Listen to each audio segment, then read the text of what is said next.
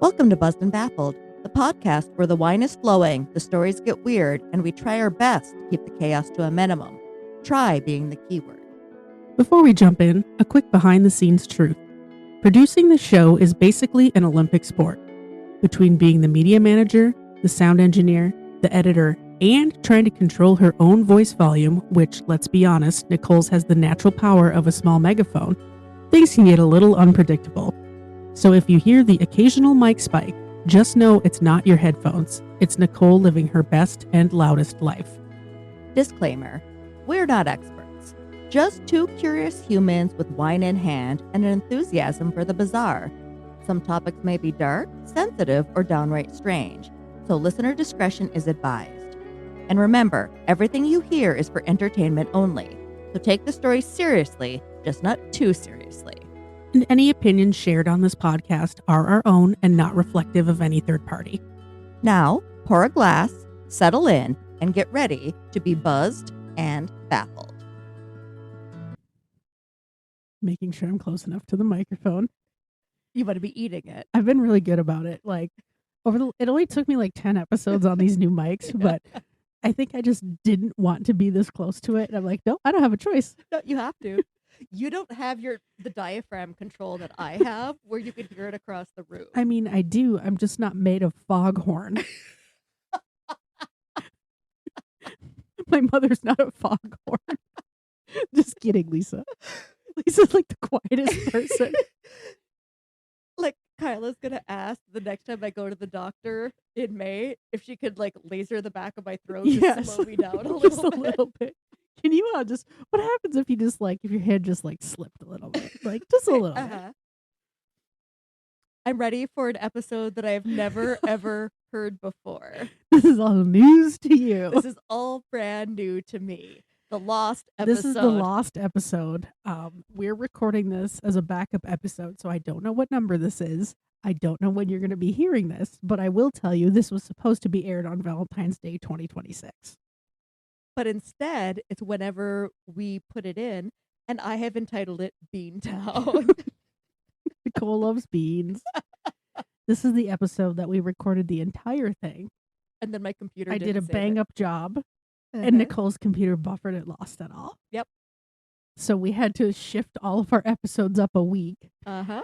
And it was right before we went to Napa, so everything was jacked. What are you going to do if my computer jacks it up again? That's what I was thinking. I'm if it happens again, I'm not doing this. I'm just going to post the literal text from my report. I could just make an episode that says the lost episode, and they can read it. They can read it, yeah. I didn't even I wanted to wait long enough that you wouldn't remember, but I was I could really just do this the following week because she's not going to remember. And she doesn't listen to the pod, so. I definitely don't listen to the pod. The other day she texts me and she goes, the ad sounds all wonky in the center. And I sent her a question mark. So I didn't know what she was talking about. And she said, the ad for the pod that you made and posted. Yeah, it's it sounds like he's having a stroke in the middle of it. I'm not in charge of that. And then Nicole thought I was going to be shocked when she enlightened me that she does not also listen to the ads either. And I was well, I figured that. Otherwise, you would have caught in the middle of this 30-second ad that he was And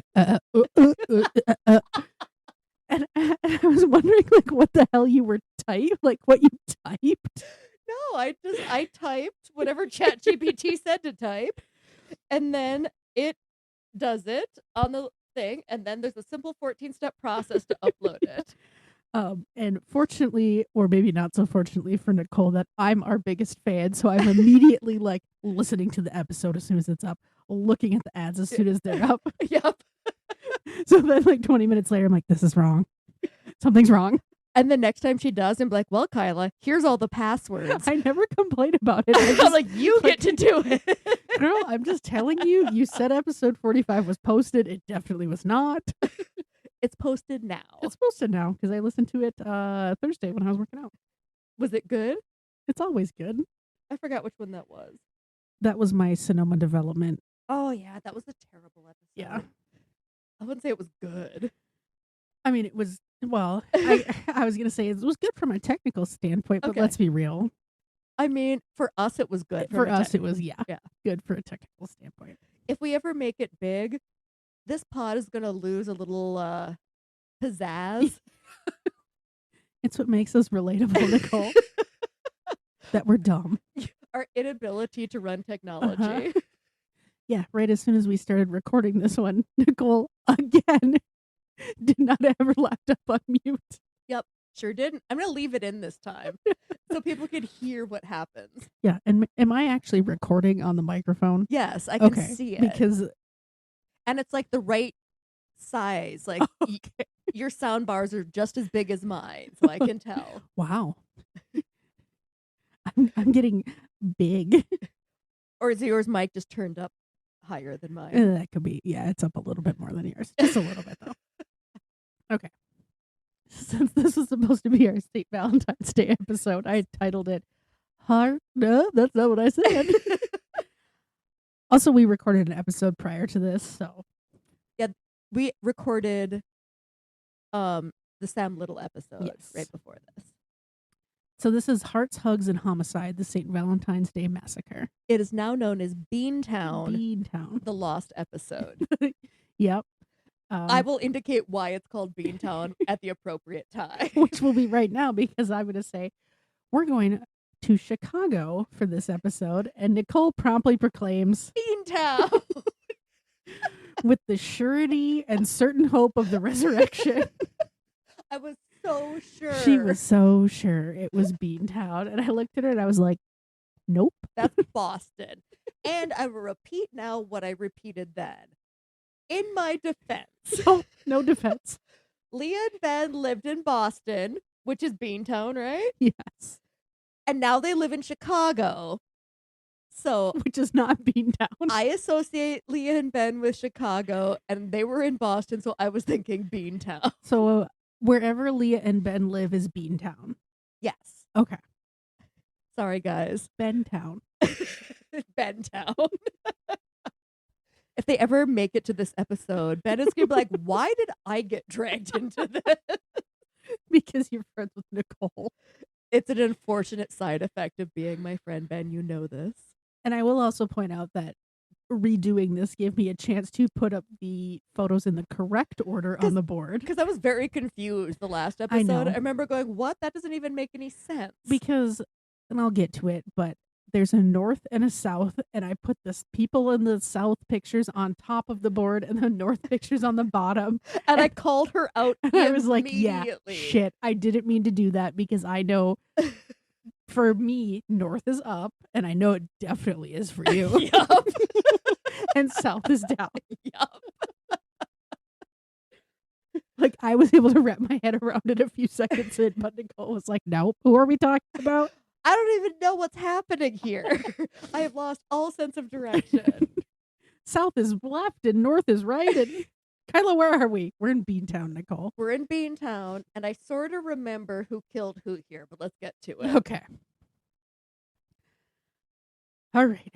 The lost episode coming back to life. It better if this freezes again. You know I'm going to save it and be like, oops, even if it does save. We're on the cloud, right? No. I thought you fixed this to go to the cloud. I don't know how. I tried. Okay, well. I still need to get a USB stick, so all this shit's just not on my hard drive here. This may be the last episode of Busted Baffle. Is it because you're going to kill me after this? Yes. This is just going to be buzzed. There's no baffled. It's just you drunk. It's just like talking into the void. reading all of our old. I have an entire just- stack. And I'm It's gonna just be, you like, reading a book report like the first one. I'm going to make you go back and do your and first, redo the first the one first again. episode. I've thought about that. And I said, but I want you to do it just as Exactly you like I did. And then the tower exploded, and people were running from the molasses, which was moving at 40 miles an hour. Nicole, you can have no input on this because I'm just talking because I'm nervous.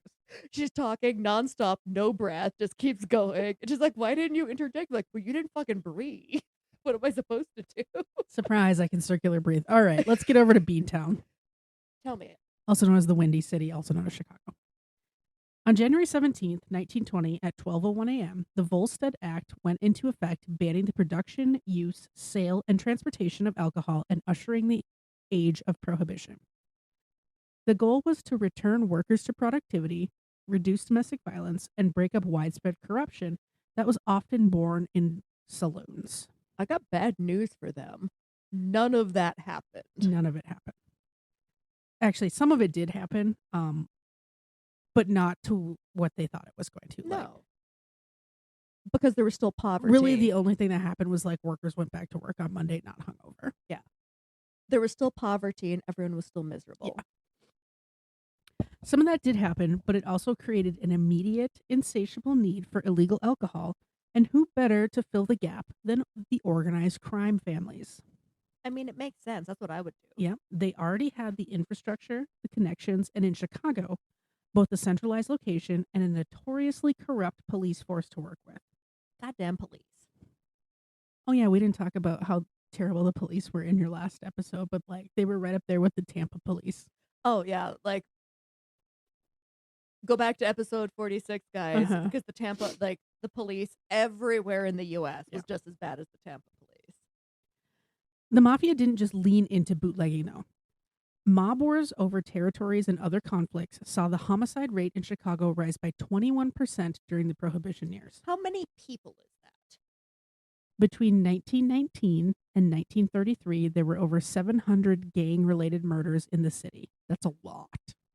But were all of the gangs these gangs, or were some of them the other gangs? There's other gangs too. So it wasn't just these are the two big players. There's other little pockets. Yeah. But these are the two biggest players. Are they still gangs in Beantown today?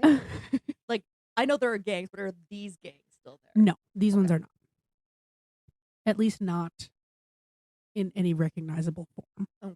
If they are, it might be more white collar, less blue collar crime. Yeah. Okay. One criminologist later said the illegal liquor trade caused, quote, a previously unknown level of competitive violence, end quote. By the mid-1920s, the Irish-American North Side Gang, on the top of the board over there, where they should be, and the Italian-American Chicago outfit were bitter rivals. How come they weren't the South Side Gang? They were on the South Side, but they were just called themselves the Chicago outfit. Okay. And I think they did that because they were bigger. Okay. Despite the animosity, however, the two groups initially maintained business relationships with each other. A citywide cartel was created, mostly to maintain order and avoid gang wars related to the newfound bootlegging business. But that makes financial sense, because if we're busy fighting each other, we're not busy making money. Yep. But things fell apart in 1924 when Northside leader Dean O'Banion agreed to sell a brewery to Johnny Torrio, who was head of the Southside Chicago outfit, for $500,000, which is $9.2 million today. Neither one of them look trustworthy. Nobody up there looks like an upstanding citizen. Weiss looks like he just got caught with his pants down. Torrio himself was elevated to boss of the Chicago outfit after... Should he be the first picture? Nicole? Like, I'm literally telling you why he's not the first picture. And also, you've heard this before. No, I don't remember what happened, though. Let me start my sentence again. Torrio himself was elevated to boss of the Chicago outfit after the founder, Vincenzo Big Jim Colosimo, the first picture on the board, was killed. Most likely on a hit contracted by Torrio. Rude. So he got his own boss killed. Okay. Allegedly. We're allowed to do that? We should probably talk off air. Dean O'Banion received a tip that Chicago PD would be raiding his brewery on a specific day and time, and arranged for Torrio to inspect the property at the same time that the raid was supposed to happen, causing him to be arrested and shutting down the factory. Torrio retaliated at the arrest and the loss of his $500,000 by having O'Banion killed, which also started a years-long war between the two groups. That just seems like a big waste of fucking money. Yeah, so now the first two guys, top and bottom, are dead. So... And Torrio had both of them killed. Wouldn't it have been smarter just to kill everybody in the North Side Gang in one shot? Have you ever watched The Godfather? And I'm going to guess the answer is no. That's a long movie. I haven't watched that. It's the best movie of all time. I've never seen it. I won't make you watch it. You can't really do that. So it's kind of like what's going on in the world right now. With Kind of like the VP and the president are never in the same location all the yes, time. that's Okay. exactly what it is. So you'd have to know where each one is and do a coordinated Because hit at there's separate always locations. someone else. There's an outlier. It's like a hydra. You cut one head off, another one rises. Exactly. A few months later, on January 12th, 1925, the Northside Gang's new leader, Jaime Weiss. Jaime. You said that last time too. Jaime is short for Hyman, not Hyman. Hyman. Like Hyman, which is a name. Is he Jewish? Yes, and he's also Polish. His real name is I think we talked about we this. did. Okay. Is something super Polish. Okay. Like Henrich something or other. Maybe but they call him Hyman as the better. Yeah, and I think option? Jaime Weiss is the name, like not the anglicized version, but the whitewashed pronounceable version of whatever his Polish name was. You could look it up and try to say it if you really feel up to it. Sure don't. Jaime Weiss was looking to avenge O'Banion's death and shot up Al Capone's car. Capone was at that time the second in command of the Chicago outfit, but escaped unharmed. Al Capone looked short. Yeah, I don't think he was real tall. I think he was like 5'2" or 5'3". Oh, jeez, he's shorter than I am. I think so. I made that up, but little Napoleon he over is here. short.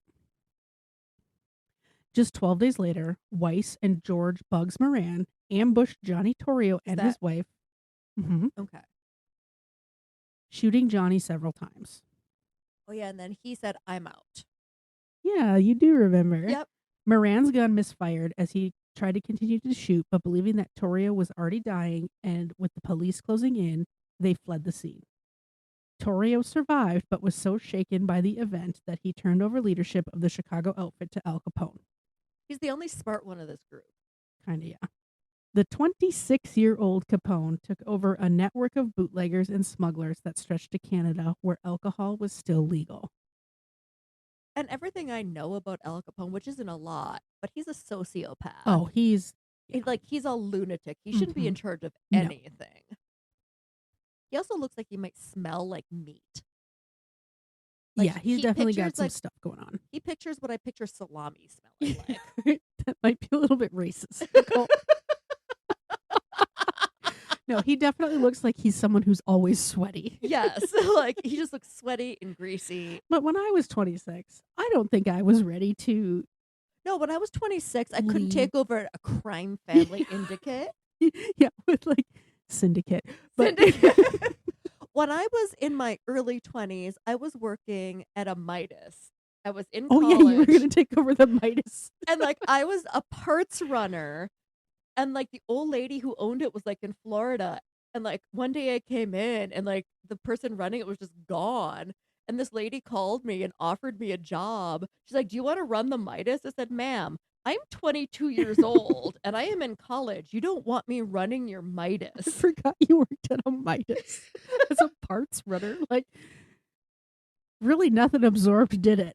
I would like, well, I know exactly how to haul mufflers up at a rickety ass ladder and how to store them. All right, so you do have some skills that were retained.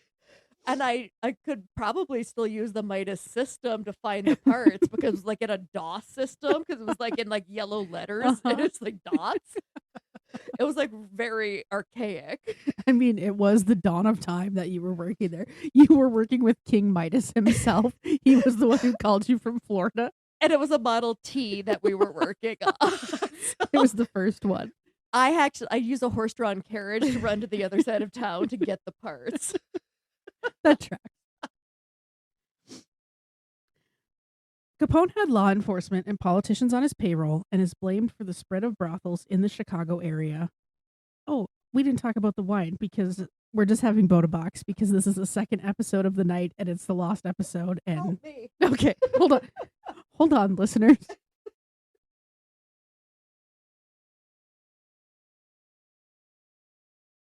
Nicole positioned herself in a way that she could not squeeze the nozzle on the Boda Box. I have a bad arm still, and I had to make a Her choice. face is all effed up. It's a whole thing. Yeah, so for anyone who's there for episode 46, my face is still all fucked up. And by still, this is 20 minutes later from the first time we told you it was fucked Yeah. up. Okay. Capone is blamed for the spread of brothels in the Chicago area, which was something the mostly Catholic North Side gang vehemently opposed. So the South Side gang, the Chicago outfit, is Italian American who are also mostly Catholic. But I think Irish Catholic and Italian Catholics have different sets of morals. Yes. The Irish Catholics, surprisingly, were like, we're not doing that. Uh-huh. And the Italian Catholics are like, oh, we'll do it. I think those are Leah's Catholics and the Italian The Catholics. Italian Catholics. Leah's like, God damn it, Nicole. How does it feel, Leah? One of Leah's favorite things. Prostitution. Capone started his mafia work as a brothel bouncer, a job that likely caused his syphilis infection and his salami smell. I'm going to correct that. Being a bouncer in a brothel did not No, it cause didn't. his syphilis. Sleeping with a prostitute caused his syphilis. Let's be accurate here. I was leaving that up for our dear readers to extrapolate to. Any establishments that refused to sell the Chicago Outfits liquor were usually bombed, and about 100 people were killed as a result of these bombings during the 1920s. In the year following his takeover of the gang, at age 26, Capone and the Chicago outfit earned a conservatively estimated $105 million per year, which is $2.7 billion today. And was that in prostitution or liquor? Everything that the gang was Okay. doing. So I'm sure it was So gambling, prostitution, So we're in liquor. the wrong line of work. Oh, yeah. We need a bunch of prostitutes and like a still. I have a still. I can make peanut butter wine. Gross. No, thank you. It's red. Also, we're going to have to campaign for prohibition. Can you imagine? Us out there like, Daryl would be like, what the hell is going we're in on? front of City Hall. And we're like, We're in no booze. We're in front of Gino's. No booze. Because Mary Babcock, the city manager, is part owner of Gino's, and we're out there picketing. No booze. With our buzzed Votes for women. our buzzed and baffled shirts. And everyone's like, this doesn't add up. They're feel trying something. I feel like there's an ulterior motive here. Well, prostitution's still illegal, so here we go. On September 26, 1926, Capone and his bodyguards were at the Hawthorne Hotel in Cicero, which was the Chicago Outfits headquarters. Outside, a car drove by with a man standing on the running boards, firing blanks in the air, drawing the men to the windows to see what was happening. 10 more. That's actually very smart. Mhm. 10 more cars followed, firing over 1,000 live rounds into the hotel's first floor restaurant. You can't see it, but I'm taking notes in my head to be like, okay, if I want to lure somebody out, here's what I need to do. Girl, your skull is transparent right now. I can see what's going on in your brain. You can see all the thoughts just like flying by. You're like a tetrafish. And I just reach up and grab one. Your barrier has been removed. It's rebuilding, Kyla. It's rebuilding. You're like a snake who's bolted. The only thing keeping me together right now is the Aquaphor. The cream. Aquaphor. Thank God for the Aquaphor. Capone was pushed to the ground by his bodyguard and was not hurt, but he contacted the North Side gang to organize a truce, which did not last long. Was the bodyguard hurt? No. Okay. Like, what about the bodyguard? No, I don't think. I mean, some people might have got shot, but I don't know. They were footmen, foot soldiers. They're peons. Yeah. So the truce didn't last long. Capone had 28-year-old boss Jaime Weiss killed just a few weeks later. I am shocked. And 33-year-old Bugs Moran was elevated to head of the North Side gang. So now And we I think I are all asked the way to the before left if this here. is Bugsy, and you're like, it's a different It's guy. yeah. So I remember Bugs that. Moran is different than Bugsy Siegel. That's what I was thinking of Bugsy before. Siegel went to Las Vegas and founded essentially gambling out there and the Flamingo Hotel where we had a wonderful stay. Did you see the TikTok I sent you about the Flamingo Hotel? I don't remember. A Canadian snuck into the Yes, I flamingo did. enclosure and stole a flamingo, and now they're facing federal charges. So I'm glad I didn't do that when I Yeah, was there. yeah, good thing, because you were plotting, and I was like, "Girl, we can't. We haven't even gone to the concert yet." But I want a flamingo. Look at that baby. He would fit in the suitcase. The two gangs continued to trade shootings and bombings until a peace conference was called and the men worked out a deal. Al So Capone. now we're Yep. So now we're with Moran Moran and and Capone. Capone. Yep. Everyone else. Johnny Torrio's still alive, but he's out. He's He moved out. back to Italy. Everyone else is dead. I mean, I would feel after this you would have to move back to Mhm. Italy. I wonder if he got like a buyout or something, or he got to take like a bunch of money and just like keep the fuck out. I think he probably, because once you're in the mafia, you can't leave. So he probably like hustled himself out under cover of darkness. Do you know what it's like to be in a group you can't leave, Kyla? Yeah, I sure do. My Cosa Nostra over here. I remember our first time hanging out, you made me like burn a candle in my hand and tear up a card. I don't know. It was a whole weird thing. There was a blood. Yeah, Oh, and you're like, take this knife, blade first. there was some chanting. She Yeah. didn't understand what the I had a language hood was. on. I don't know. We're in the final stage. That's why I'm transparent right now. I'm molting.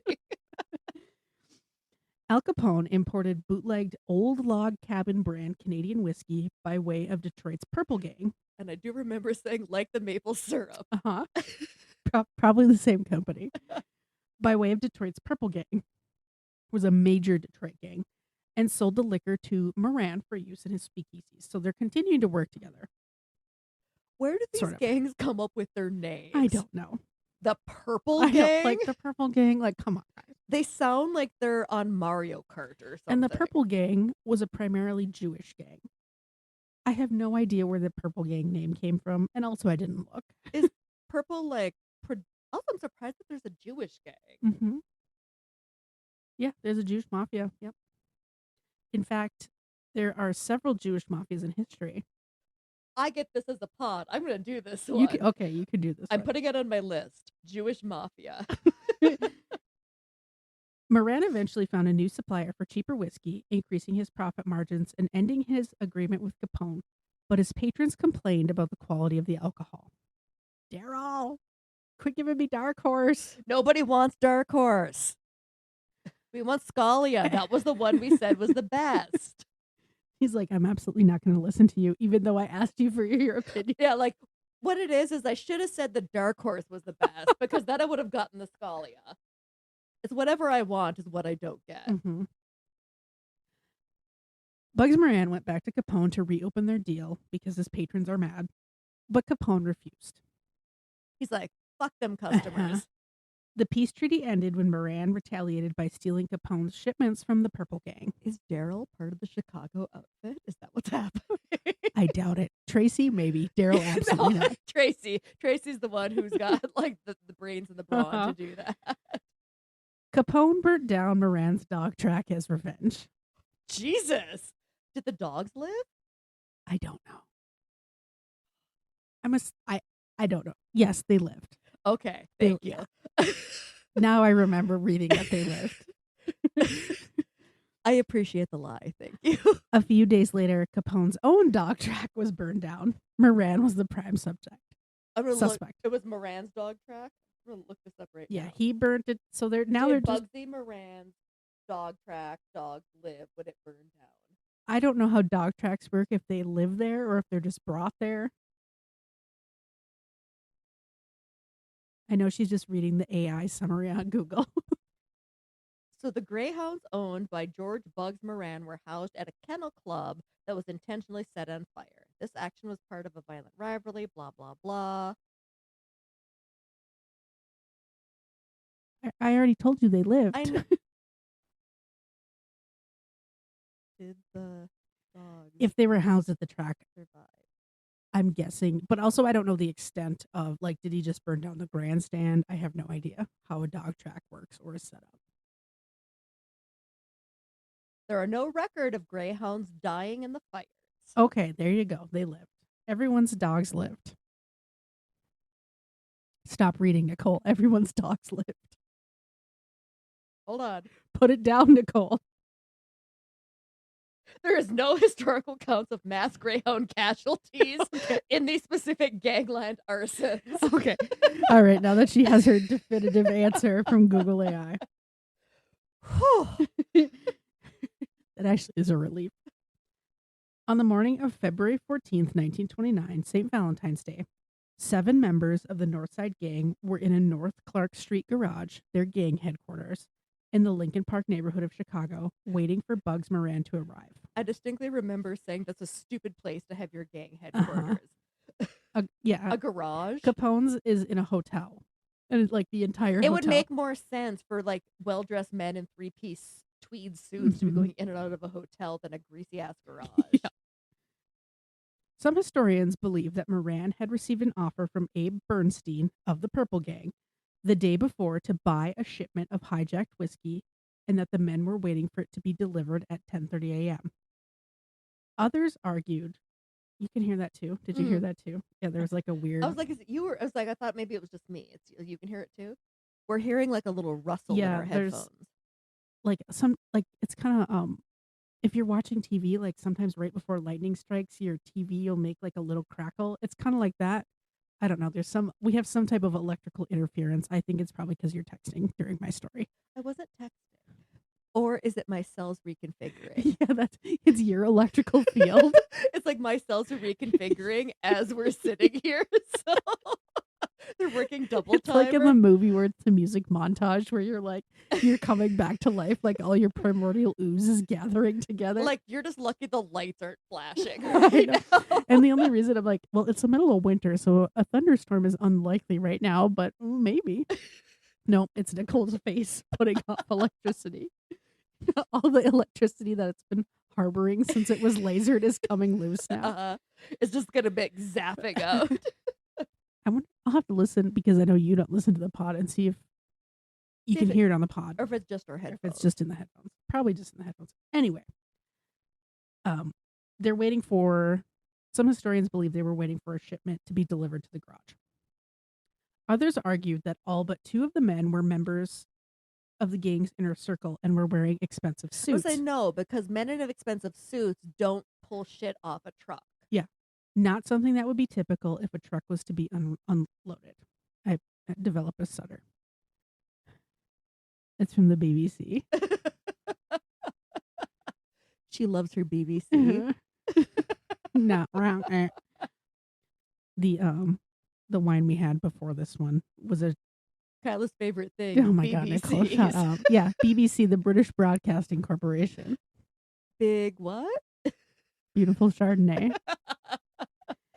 So the real reason the men were in the garage at that time remains unclear to this day.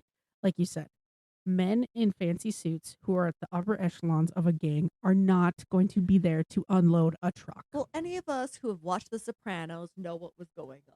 They were just there for a meeting Yeah, to shoot the shit they're doing and not whatever. doing anything. Yeah, they're waiting for Bugs to come and like they're probably They're planning. drinking and like doing cocaine or Yeah. whatever. They have flasks out. It's 10:30. Yeah. I mean, not the worst life. I mean, At least for a couple minutes. I'm like, I could do it for like a week. Or like 3 days. And I think that I'm like, I need a salad and a nap. Yep. I need some greens and some water. Like I can't do Like, this. do you guys have any liquid IVs? And they're like, what? I'd be out there, you'd be asking for some BBC. Oh and they'd be my like- God. Jesus Christ, Nicole. At 10:30 a.m., a I'm gonna make Cadillac. you a Oh my shirt God, would you that- shut up so I can read this? I would make a shirt that says Kyla loves BBC. Kyla heart BBC. I can't wait. At 10:30 a.m., a Cadillac pulled up outside the garage, and 2 uniformed Chicago PD officers and 2 men in civilian clothing got out and knocked on the door of the garage. Lies. The Northsiders thought it was a simple police shakedown and let them in. At the same time, Bugs Moran was driving by when he saw the police car out front. He and his associates who were in the car with him were running a couple minutes late. Moran also thought it was a raid, so he continued to drive past the garage and went to get a cup of coffee at a diner down the road. Good for Moran. Inside the garage, the police ordered the 7 Northside men to line up and face the wall. The police opened their overcoats to reveal Thompson submachine guns. Those are the ones with the big circle thing on the bottom. But I remember we looked at the police did carry that. So Mhm. like they could have been, but Mhm. also like why are you hiding it under like your weird raincoat? Yep. Also, was it raining? Should they have been wearing raincoats? I have a lot of questions whether this was suspicious. I don't know. It was February 14th. It could have been rain. It could have been snowing in Chicago. Who knows? Chicago weather. Like Beantown is very unpredictable. I hear the wind there is something. Toot. Yeah. Nicole's the reason it's called Beantown and the Windy City. I need to get a fart thing on here. The men were methodically shot while they faced the wall. One line of fire at head level, one line at chest level, and one line at stomach level. I mean, that's thorough. I appreciate that. 70 rounds were fired at the 7 men. That is a lot of rounds for 7 men. And if you because all they're doing is going like boom, boom, boom. But you're doing that many bullets because you're trying to make a statement, not because you're just trying to make sure they're dead. Mm-hmm. Because at close range like that, you don't need 30 bullets. No. You're going for the pizzazz. Yeah.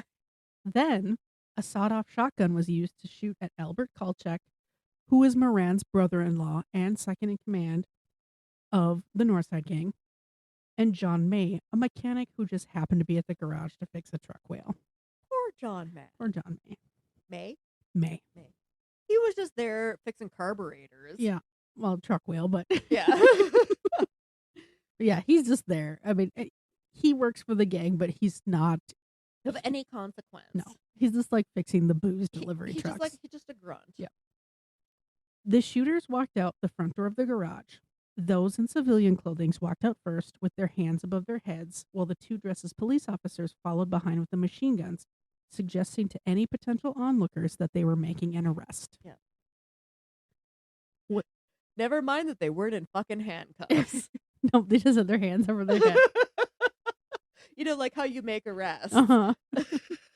All the way to the car. Yeah.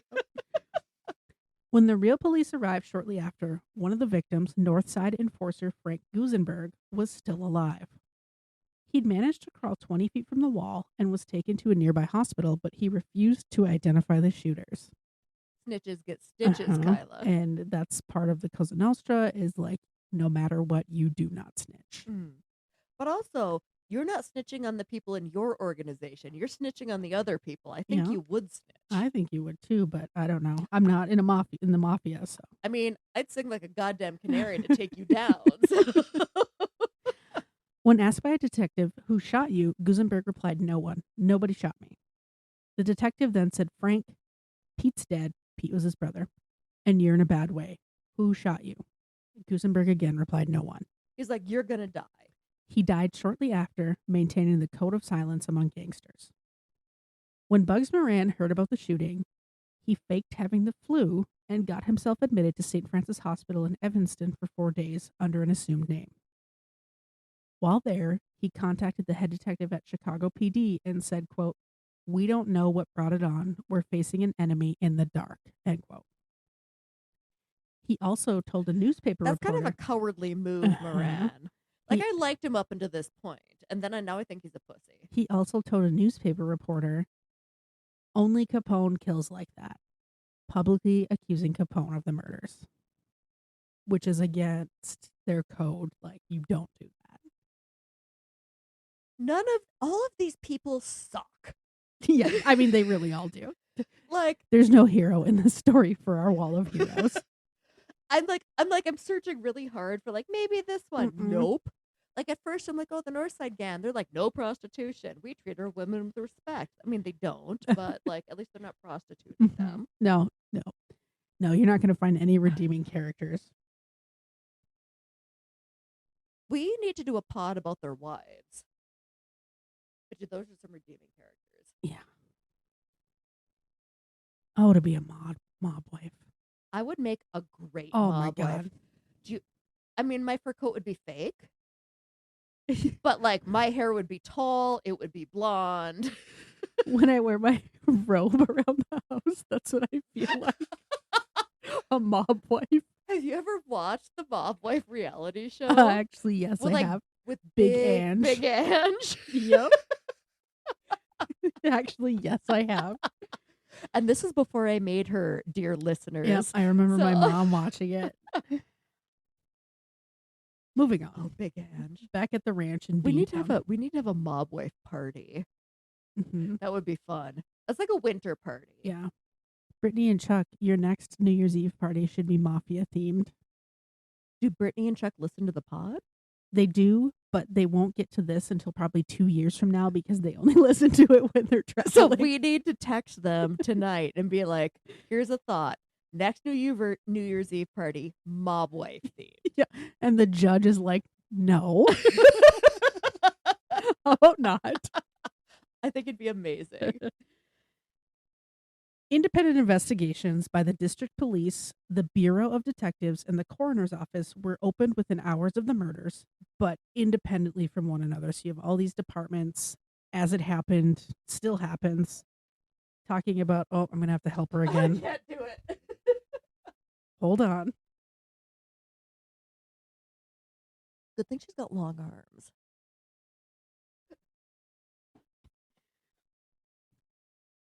So again, much like we have today, even you have multiple agencies claiming jurisdiction, but not sharing any information or anything like that. That's a story that sounds familiar. Tampa. Bobby Joe Long. Frederick Silloway, Deputy Prohibition Officer of Chicago. Lame. Yeah, fuck him. Nerd. Fucking nerd. Get out of here. Shut up, nerd. But he's wearing a pocket protector. Have a beer, you nerd. He created additional confusion when he announced that the Chicago PD was responsible for the killings. Of course he did. But he did it to like the news too. Yeah, So he like did. it went out on like well, It went in the newspapers. or I'm assuming like do they have like live radio like we do now? I don't know how the news worked back then. Yeah, they have radio. It's not like news cycle radio, so It's like they would have like a 6 o'clock Yes. radio thing. Mhm. So but it would go out on that. Or And- you'd have like I'm assuming like those little newspaper boys like running around with Uh-huh. like quick printed. extra. Was it in the Inquirer? I'm sure it was. The Inquirer probably broke the story. The statement was retracted, but many newspapers ran headlines that the police were involved because also Nationwide. you have to remember newspapers were held to like pretty much zero standards. Whatever Yeah. came across their desk, whatever sold papers. There wasn't a lot of fact checking. No. Because also they weren't trained to be journalists No. back then. It's just some guy who's like, oh, I'm willing to walk around in the rain and Mhm. get Yeah, stories. there were definitely people who supported appropriate journalism, how we do, well, I shouldn't say how we do today, but investigative How we reporting, used to do it. sources, things like that. Like quality the New York Times was information. always Mhm. looking for that, but you'd have your rags. Like because if you were the first one to report something, you sold most newspapers. Do you hear Lana? Yes, I in do. the- Okay. Yeah. Her dog is whining in the hallway. 'Cause Lana's the worst. Yeah, she's not allowed in the pod room because she can't relax. A forensic expert hired by the coroner's office, however, had examined the evidence and was able to determine the bullets were not fired from Chicago PD machine guns. How would they know that? If Chicago PD used Tommy guns and these were Tommy gun rounds, how do you know that they weren't shot from that? They didn't have the ability to look at the bullet casings and determine. Well, they had this. microscopes, Nicole. But this was like way before they could like tell. I'm sure like they shot a bunch of rounds from the Chicago PD's Tommy guns and were like, oh, these bullet patterns don't match these other well, yeah, ones. from those bullets that they got from those guns. I don't also, know. they- Take it up with Beantown. I don't know. They didn't have like bullet You're focusing on the recognition. rock thing, Nicole. Let me move on. Are we all shocked by this? It wasn't the Chicago PD, okay? Take my word for it. We know it wasn't the Chicago PD, but they didn't know that. He was a forensic expert, Nicole, in 1929. I could be a forensic expert in 1929. Like, that looks like blood. It's red. All major newspapers in the country ran the story, including photos of the dead bodies. And I remember seeing the pictures and like they ran that in the newspapers. yeah, and the pictures, and I didn't print them. We'll put them on the website. No, we won't. They're really graphic. I'm gonna put them on the You website. can put them on the website. I didn't print them mostly because I didn't want to print them on my work printer. But like, you want your secretary to be like, girl. yeah, IT being like, hey, Kyla, what are you doing? They're really graphic. Absolutely not anything. It is not something you should be printing in a nationwide newspaper. No, because it's pictures of these guys laying on the floor and up against the wall in pools of blood. Like, you can see the dead bodies. Mhm. Like I was watching TikTok the other day, and it was like a thing about this Ukrainian business family. Their son was murdered by a crime syndicate because the family stole like $10 million for them. So they kidnapped their son and then murdered him and chopped him up to a bunch of pieces. But like the international news thing, like, showed a video with the pictures of, like, I can see that guy's head just right there. You shouldn't be able to see that. Yeah.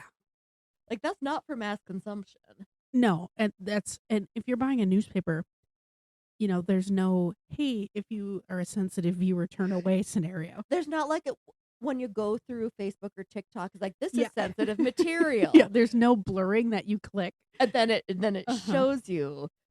Or there's not like a flip page. Yep. Yeah, it's right there. And that was front page. Oh, yeah. But sensationalism sells. So public outrage at the escalating gang violence in Chicago had reached a breaking point. They were like, this is enough. Capone's biographer later wrote, quote, "The crime stirred people in a way that they had seldom been stirred before. From coast to coast, people seemed suddenly to be reaching the conclusion that a line had been crossed, that the violence had become too much to bear, that the experiment known as prohibition had blown up once and for all," end quote. Okay. So what I'm taking from this is that the reason we get to have wine that doesn't come in 200 milligram bricks that we have to make ourselves is because Al Capone is a crazy lunatic. Pretty much. Okay. And the people were like, this is worse than people drinking. So that's why Napa came back. Mm-hmm. Those people who were mad about it are the real heroes. Yes. They walked so we could drunk. And oh, do we drunk. On February 22nd, police responded to a fire in a garage where they discovered a disassembled and burned out Cadillac sedan. I thought you were going to say something different there. Of course you did. Nope, just a car, Nicole. Just a car, okay. Not a disassembled and burned out body. Okay. A police siren. Lame. A pistol, a machine gun drum, and burned clothing on the floor. They went to a nearby doctor's office while they were canvassing the neighborhood, and the doctor's office advised a man with burns had arrived to be seen, but left after he was told he'd have to wait a little while. The garage had been rented by a man who gave his address as the Circus Cafe, which was in the annex of a building owned by Claude Maddox, a gangster with ties to Al Capone. Wait, so the garage... So there's some random garage that had a fire in it. Oh, the fire that the car was in, not the fire that the people died in. Correct. Okay. Yep. Different garage, okay. But they traced it back to someone with connections to Capone. After searching Maddox's offices, the one who owned the building, criminal activity connected to St. Louis was uncovered. Missouri? Mm-hmm. Okay. St. Louis police conveyed to Chicago police that there were several instances of criminals using police uniforms to disguise themselves during crimes, and a St. Louis gangster named Fred Burke was known to do this. So the St. Louis police were smarter than the Tampa police. Mm-hmm. Okay. Burke was missing a front tooth. A witness who saw the Cadillac pulling up to the Northside Gang's garage on the day of the massacre noted to police that the driver was missing a front tooth. But hold the phone. This was like the 1920s, right? I mean, yeah. So weren't like a lot of people missing front teeth? They were. Like I could swing a dead cat and hit someone who was missing a front tooth. Yeah, this definitely wasn't a slam dunk. Yeah. It was more like a gentle push in the right direction. Yeah, like, this isn't like all the evidence I need. Convicted. Yeah, I think any defense attorney worth his salt would have had this. Yeah. You can't. No, that a lot of people are missing teeth. That doesn't hold water. I mean, not a lot of people, but like a lot of people in 1920s. Fred Burke became the prime suspect in the massacre. 2 weeks after the murders, a second car was blown up in the suburb of Maywood. This car also had evidence related to the garage, another police siren in it, a notebook belonging to one of the victims, and shotgun shells of the same brand as those fired in the garage. I thought you were going to say the guy with the missing front tooth was in the car. But some officers believe this was all planted to throw them off. You're all on the take. It wouldn't be hard to throw you off. Our pal Al was in Florida when the massacre occurred, corroborated by many eyewitnesses, including the local district attorney who had met with him that morning Why is he meeting with a local district attorney? for other charges. Okay. Yeah. It wasn't like for tea, it was for business. Business. The Chicago police chief, however, sided with Bugs Moran's accusations and ordered a crackdown on members of the Chicago outfit. Which was, I mean, Bet you that wasn't popular when no, like 90% everyone was of on the take. everyone's on the take. I'm sure he was on the take. Yeah. So, I mean, Like, so you're going against the family now. overall, you let both gangs get away with the same shit, but you kind of remain neutral. Like, you don't. But if you're on the take for both and then you change your stance, it's a good way to get blown up. Mhm. Numerous gangsters were arrested, including John Scalise and Albert Anselmi. The two men had previously been charged and acquitted of murdering a police officer, and prosecutors did not have enough evidence to charge them in the massacre, so they were released. After their release, Scalise, Anselmi, and another Chicago outfit member, Joseph Giunta, met with Giuseppe Aiello. Junta, was he Finnish? No, Giunta. Oh, okay. But close. Yes, he was Finnish. Joseph Juntamaki. Yeah. Joe Juntanen. Joe Juntanen was in there and he's like, that's enough, eh? Yeah. Those three men met with Giuseppe Aiello, a known rival of the Chicago outfit. Aiello had previously tried to assassinate Capone by paying the chef at Capone's favorite restaurant to put hydrogen cyanide in his soup. I feel like you'd taste that. You would probably smell it more than taste it because it would smell like almonds. But unless if you it was have Minnesota wild rice soup, then you wouldn't smell Yeah. it at all. unless you have swamp soup, I mean, I bet you wouldn't smell it in David's soup. David's stew, which is like solid now because the rice has soaked up all the liquid. It's just like rice and beef. How long did he cook the rice? I don't know. I just remember I was so hungry. Also, he said he put a 1/4 cup of pepper in that soup. My mouth was on fire. I would have died. I'm going to print off my Minnesota wild rice soup and I'm going to write how long you need to It cook won't the matter. rice. He only picks his recipes from one specific cookbook, which is the worst cookbook ever. Do we need to burn it? Yeah. What if it accidentally falls into my fire pit this summer? Okay, that's fine with me. It's theorized that Giuseppe Aiello and Bugs Moran were behind the 1928 murder of one of Capone's business partners, Antonio Lombardo, which they did in retaliation for Johnny Torrio's contracted killing of Dean O'Banion. So everything is just like in a big circle of revenge. They just should have given him more prostitutes so he got more syphilis, because that's what More was going to take him syphilis. out. Because part of the way he was acting was probably because of the goddamn syphilis. It was, especially in his later years. We could do a pod just on Al Capone. He lost his mind at the end, like and I think I have some. So I won't talk about it too much because I have some information on it later. But yeah, it was not good. I bet you we could probably draw some correlations if we wanted to talk about people in power with syphilis. We probably could. It's believed that Lombardo's murder prompted Capone to order the massacre on St. Valentine's Day. Again, just a big circle of people killing people. So this is why you take them all out at once. Machiavelli, you just go in and you just clear cut them all down. Nicole, I'm shocked that you're advocating for a scorched earth position. I know, it's hard to believe. It's not like I've ever scorched earth people before. No, you're very specific and targeted in your attacks. Just like, Who fucking cares? Everybody's done. I hate everything and I don't like any of it anymore. Burn it down. I've heard you say that more than twice. We should just burn it all down right now, like all of it, and just like start over. Trust me, we can rebuild it. I know. It'll be fine. I know none of you know this, but trust me, we'll all be fine. I've seen it 100 times. You're bound to get it right one of these times. When Capone found out about the meeting between his men and Aiello, he was furious. Saw it as a betrayal. His bodyguard uncovered that the 3 Chicago outfit associates were plotting to kill Capone and take over his territory, backed by Aiello. Mm-hmm. So what does Capone do? More like, what do these men do?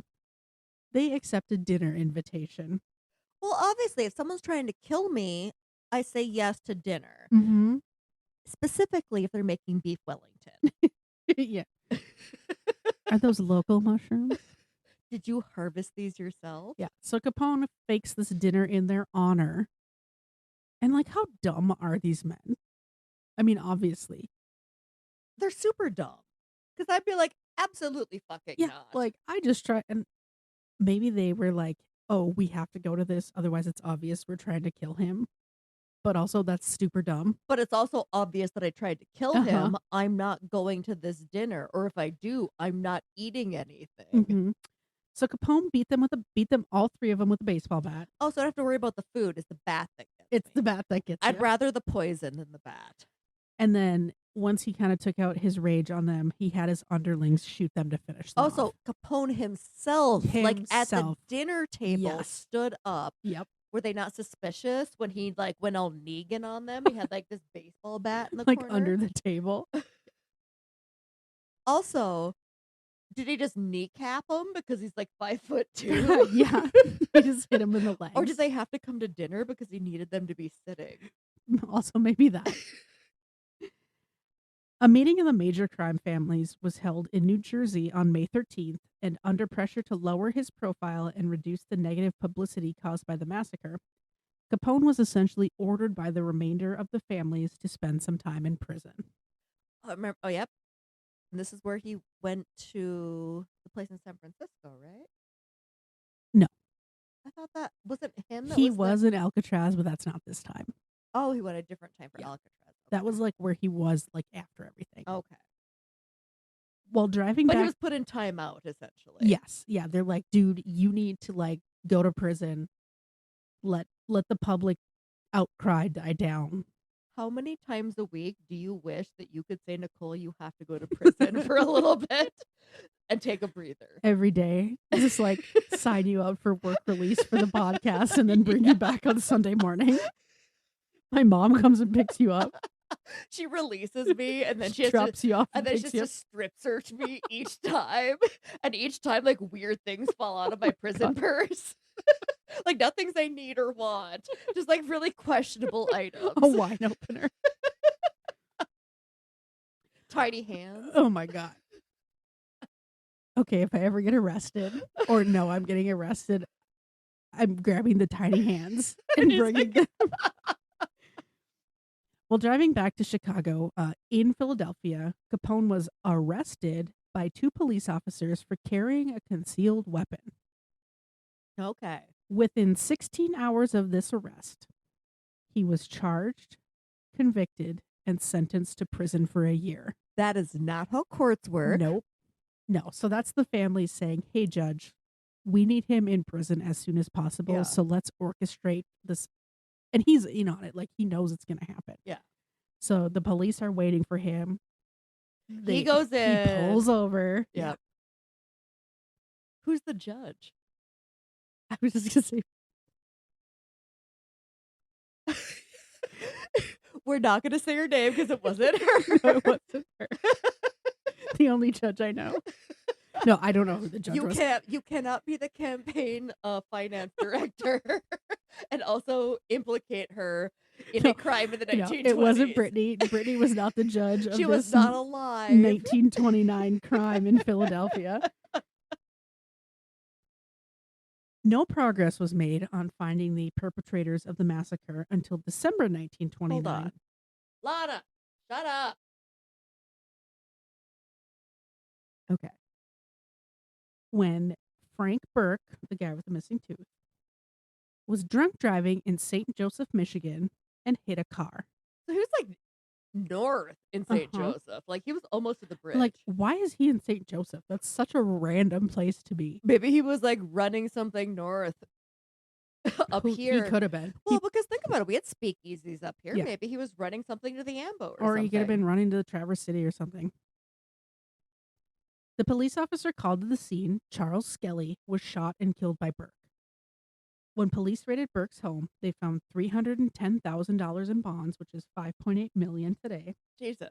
stolen from a Wisconsin bank. They also found 2 Thompson submachine guns, tear gas, rifles, a shotgun, and 5,000 rounds of ammunition. That is impressive. That's a lot.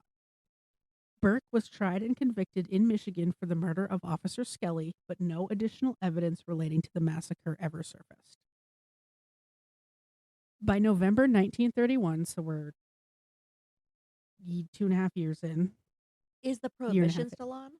Yes. Okay. The coroner closed his inquest into the massacre, saying, quote, "All who were under suspicion are now dead, save one, and he, Burke, has received a life penitentiary sentence. The killings were by persons unknown," end quote.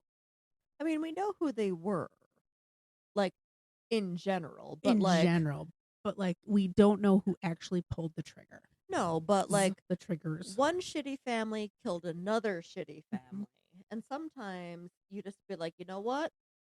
Let it go. Yeah. Nobody was ever convicted of any crimes related to the massacre.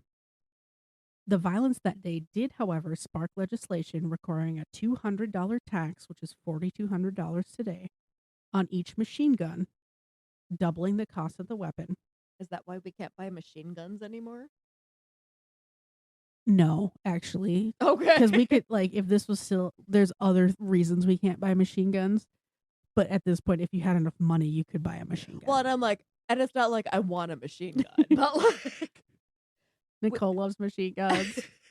Nicole loves guns. She needs her idiot line to hold one, but It also created a licensing program required to buy a license for a machine gun, also costing $200, $4,200. So to buy and use a machine gun, you'd have to pay $8,400.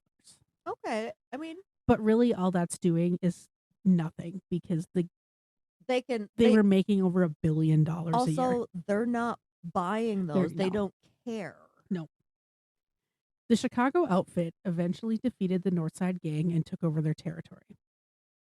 In 1931, Al Capone was sentenced to 11 years in federal prison. That was when he was in Alcatraz. Okay. For tax evasion. And Frank Nitti took over the Chicago outfit, but with a smaller, less violent presence in the city. I mean, that's not hard to do. You just kill like 10% less people and you're doing great. You're doing great, Kylie. Al Capone died of heart failure in 1946 at the age of 48. Was it heart failure or was it syphilis? It was heart failure.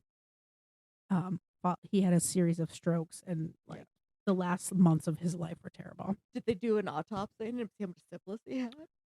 I think so, because his brain had been riddled with the effects of syphilis and he had the mental capacity of a 12-year-old at his death. He should not have been in charge of anything. No. The 18th Amendment of the Constitution was repealed in 1933, the only amendment in history to be repealed. I don't know which amendment. Prohibition. Oh, okay. The one I've been talking about for 45 minutes. I thought that was a law. I didn't know it was an amendment. Well, it was the Volstead Act / the 18th Amendment. The bricks of the garage wall where the 7 Northside gang members were killed are currently held at the Mob Museum in Las Vegas. And we went there. Which we visited in 2023. Yep. I was so hungover that day. I wanted to just go lay down. You could have. Like, you didn't have to go. I could have just laid down in the cell and just been like, I live here now. Yeah, I remember my feet hurt because we walked 10 fucking miles the day before. 2 days before. 7 days in Vegas is too much. That was too much. 4. Yeah. 4 days is the right amount in Vegas. Yeah. And the first day is a travel-in day. Yeah.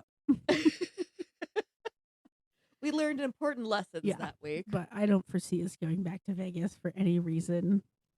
Like, unless there's a really, really good concert, Mhm. but it's just so freaking expensive, it's not worth Yeah, it anymore. it's so stupidly expensive. And Unless Kyla has the urge to go shit her pants in a haunted museum again. I mean, I don't have to go to Vegas for that.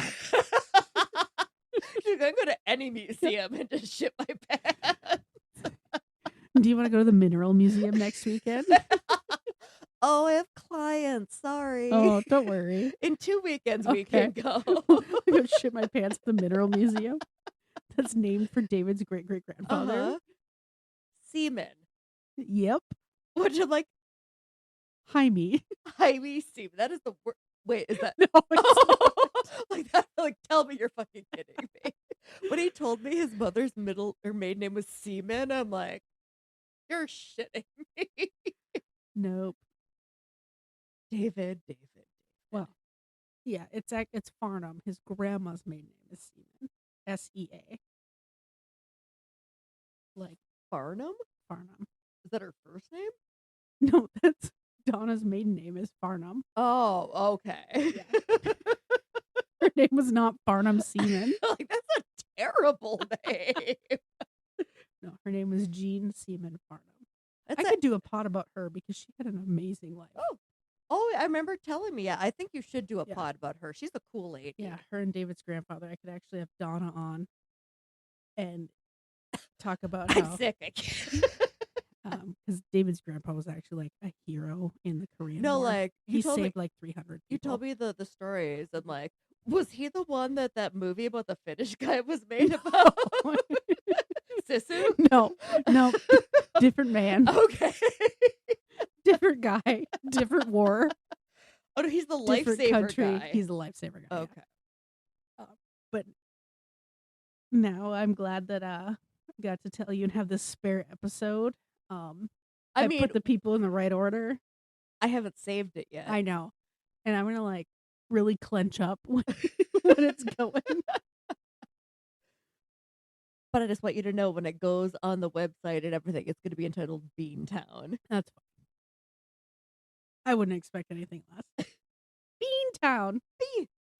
To the next pour and the next plot twist.